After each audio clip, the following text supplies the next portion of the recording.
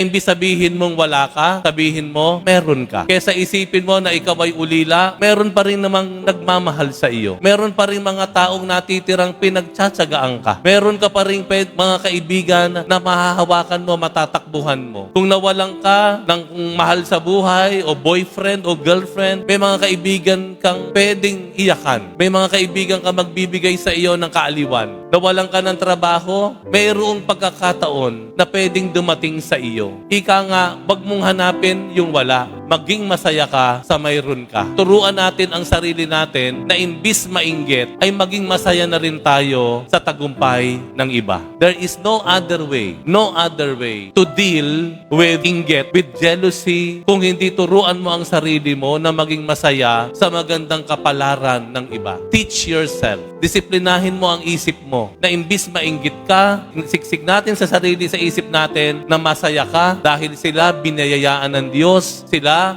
ay tumanggap ng kabutihan ng Diyos, na kung sila ay tumanggap ng kabutihan ng Diyos, ikaw rin naman, pwede isang araw tumanggap din ng kagandahang loob at kabutihan ng Diyos. Alisin sa sarili ang inggit. Maging masaya ka dahil mayroon ang iba.